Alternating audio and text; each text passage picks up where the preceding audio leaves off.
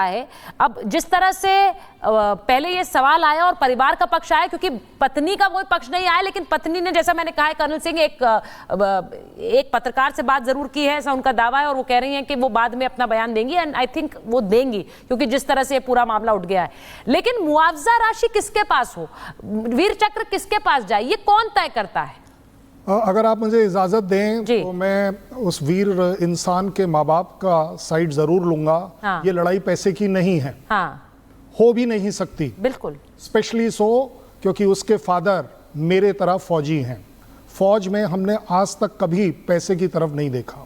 मुआवजे की राशि बोल दीजिए, कोई राशि बोल दीजिए, उन्होंने अगर इनोसेंस में कुछ बोला भी है तो उन्होंने बेसिकली बोला है कि इससे रिलेटेड सब सम्मान के क्या हम हकदार हैं या नहीं है। और एज अ फौजी वो जरूर जानते हैं, और मैं अभी आपको वही पहले बता रहा था कि कारगिल तक ये चॉइस नहीं थी। कारगिल के बाद लीगली ये चॉइस आई कि आप 50-50 कर सकते हैं अपने डिपेंडेंट पेरेंट्स के साथ, और अपनी वाइफ 70-30 कर सकते हैं, जैसा आप, और 100% कर सकते हैं। ऐसे केसेस में लीगल पार्ट यही रहेगा कि अगर उस ऑफिसर ने अपनी वाइफ के नाम पर पार्ट 2 ऑर्डर कर चेंज किया है, तो दो बातें हमें माननी पड़ेगी कि उसने जो भी कुछ साइन किया है डिलिबरेटली किया है। ऐसा नहीं है। जब मैं भी कारगिल गया था तो मैंने एक अपनी स्पेशल विल डाली थी कि यस, मेरी wife will be, why, there is a reason.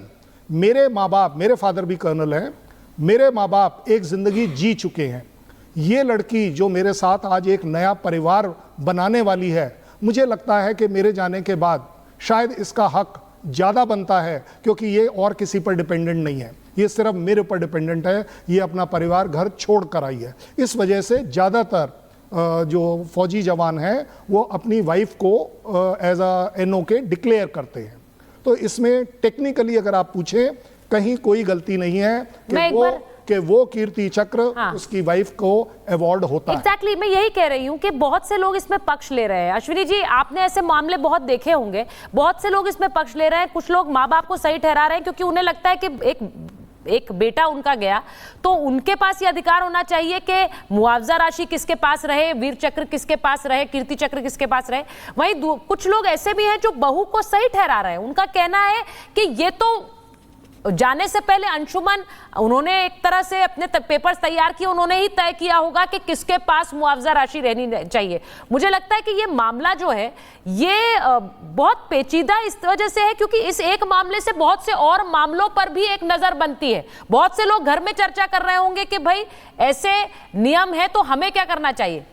Ashwini ji, नियम के अलावा देखिए, माँ बाप की उस फीलिंग को समझने की जरूरत है कि कैसे माँ ने, क्योंकि एक पत्नी और माँ के बीच में अगर ममता की बात करें, इमोशनल अटैचमेंट की बात करें, और किसने शहीद कैप्टन अंशुमान सिंह को सेना में जाने के लिए प्रेरित किया, ये पूरे बैकग्राउंड पर अगर हम बात करें तो निश्चित तौर पर माँ से बड़ा कोई व्यक्ति नहीं हो सकता। दूसरा, पैसा मटेरियलिस्टिक चीजें हैं, पैसे के अलावा जो सम्मान की बात है वो सम्मान नहीं छूने देना। ये समझ में आता है कि उस शहीद का, जिन्होंने देश के ऊपर अपनी जान न्योछावर की, मैं इमोशनल पार्ट पर, लीगल पार्ट पर भी आऊंगा, वो जिन्होंने जान न्योछावर की और जिस माँ बाप ने जिनको गढ़ा, उनको नहीं छूने देना। मैं समझता हूं कि ये कैप्टन शहीद अंशुमान सिंह जी की शहादत का भी अपमान है। दूसरा, राज्य सरकारों ने अपने नियमों में बदलाव किए हैं। मध्य प्रदेश की जो सरकार है, पिछले महीने ही उन्होंने कैबिनेट बैठक के बाद शहीद के परिजनों को देने वाली जो वित्तीय मदद थी उसको लेकर के बड़ा लैंडमार्क डिसीजन लिया।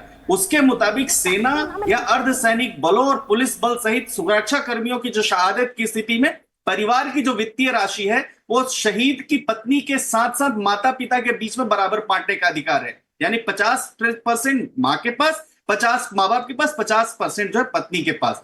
पहले 100% जो है पूरी पत्नी को मिलती थी। अब तीसरा जो सबसे इंपॉर्टेंट पहलू है नेक्स्ट ऑफ किन के बाद, देखिए, अगर हम भारत के इंडियन सक्सेशन एक्ट की भी बात करें तो उसमें भी क्लास 1 लीगल हेयर्स डिफाइन है, जिसमें माता पिता भी आते हैं और पत्नी भी आती है और बच्चे आते हैं। तो क्लास 1 लीगल हेयर्स की भी क्लासिफिकेशन देखें तो मैं समझता हूं यहां सिर्फ वित्तीय के अलावा जो सम्मान है, जो कीर्ति चक्र मिला है, वो बड़ी बात है और उस कीर्ति चक्र को बांटा नहीं जा सकता। ऐसी परिस्थिति में दोनों कैसे उसके साथ अपने आप को गरिमामय तरीके से रहें, ये इंपॉर्टेंट, इसलिए डॉक्टर इसमें बनाने की जरूरत है मिनिस्ट्री ऑफ डिफेंस को डिसीजन लेते हुए। ऐसा ही नहीं, आप अभी आपने उनके फादर को लाइन पर लिया, सुचारिता जी, आपने सुना होगा कि कितने कंठ भरे गले से कितना उन्होंने कितनी पीड़ा अपनी जाहिर की। पर और जो अश्विनी जी, हमने background में अभी पीड़ा पत्नी थी, को उस सुना पीड़ा- नहीं है। मेरा सवाल यह है कि पत्नी को हमने नहीं सुना है, और जहां तक वो बोल रहे हैं कि भाई ये बदलाव किए जाए, मैं बार बार ये कह रही हूं कि नेक्स्ट ऑफ किन वाली जो बात है, ये तो हर व्यक्ति खुद तय करता है। जैसे कि आप इसको ऐसे समझिए कि आप एक एफडी बनाते हैं, उसमें आपसे पूछा जाता है कि आपका नॉमिनी कौन होगा, तो आप तय करते हैं कि वो नॉमिनी कौन है। वैसे ही नेक्स्ट ऑफ किन कौन है, ये तो हर अधिकारी या फिर सैनिक तय करेगा कि कौन है।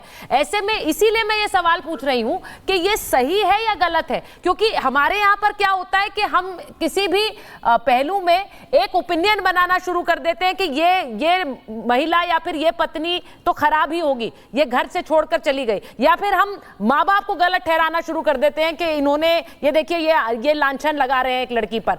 दोनों ही पहलुओं को समझना जरूरी है। मैं एक बार अवधेश जी आपके पास आ रही हूं, क्योंकि ये जो बात कही जा रही है इसका इसके कुछ सियासी मायने भी कुछ लोग निकाल रहे हैं। लोग कह रहे हैं कि कुछ किसी तरह का कोई प्रभाव भी है इन पर सीधी बात यह है कि इसमें सही है गलत क्या है, क्या लग रहा है आपको? देखिए, ऐसा है कि हम लोगों ने ऐसे अनेक केस से अपने जीवन में जूझा है। जिस कारगिल की बात शैलेंद्र जी कह रहे हैं, उस समय हम सब लोग एक मतलब पत्रकार थे, और पत्रकार के रूप में हमने कवर किया है और लिखा। उस समय बहुत बड़ा इशू बना था, क्योंकि अनेक घरों में हुए थे कि उस माता पिता को कुछ मिला ही नहीं, वो सब बाहर चले गए।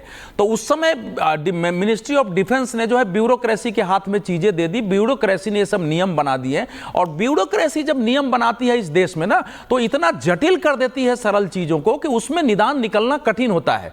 मूल बात है कि उसका भारतीय परिवार के वैल्यू सिस्टम क्या है।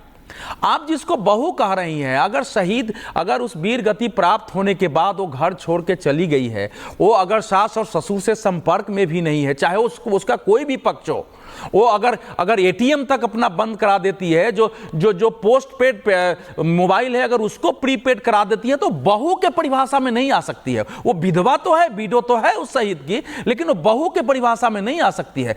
तो अगर कैप्टन अंशुमन सिंह ने जो भी किया है, वो तो एक विश्वास में ना, फैमिली को ध्यान में रखते हुए कि हमारी पत्नी हम पर निर्भर है और इसको देंगे फैमिली। उसको थोड़े मालूम था कि हम अगर करेंगे तो ये हमारी जो पत्नी है, ये हमारे शहीद होने के, हमारे वीर गति प्राप्त होने के इतने दिनों बाद सब कुछ लेके चली जाएगी, और वो हमारे पिता को छूने भी नहीं देगी। तो ये जो लेकिन मैं अवधेश जी एक और चीज बता दूं, एक और इसमें खबर जो आ रही है वो ये है कि भाई जो आर्मी फंड है, ये सोर्सेज द्वारा है, मैं ये नहीं कह रही हूं कि ये कंफर्म्ड है, लेकिन जो हमें पता चला है वो यही कि जो आर्मी फंड है प्रेम कुमार जी, उसमें 50% जो आर्मी फंड है वो पैसा मिला है। वो तो मैं एक दो लाइन और बोल दूं प्रेम जी, देखिए मुझे जी बेहतर बताएंगे। हाँ, मैं ये कह रहा हूं कि भारत के नियम बनाते समय